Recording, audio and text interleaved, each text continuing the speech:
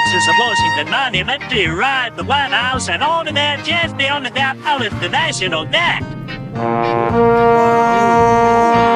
There's something huge, red, white, and blue, that's grazing in D.C. It's gobbling up the taxes that are paid by you and me. It doesn't seem to notice we really can't afford the billions that is costing us to pay its room and board. It doesn't groan but seems content to dwell on Capitol Hill, as long as trucks keep pulling up with tons of greenback bills.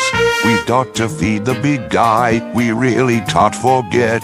It has an awesome appetite, Tyrannosaurus Debt. The debt was born in 1790 when our new government took over 75 million the colonies spent in the Revolutionary War. We've got to feed the monster so it doesn't get upset.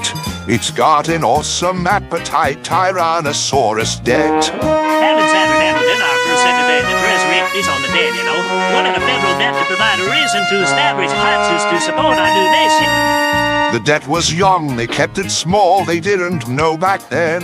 In 1812, another war would make it grow again.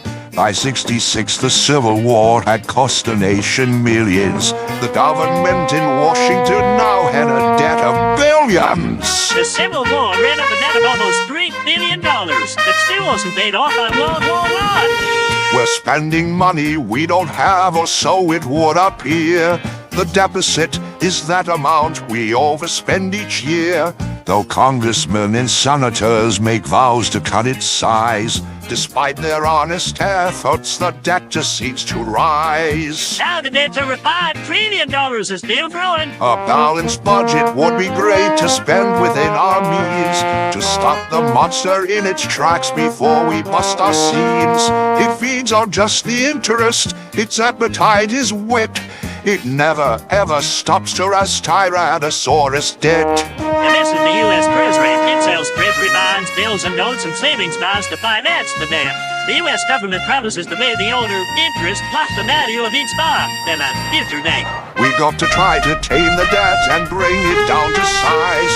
To let it grow unchecked like this is certainly unwise. The debt's a monster problem that we really can't ignore. I guess we should be grateful that it's not a carnivore. We've got to keep on servicing our trillion-dollar debt.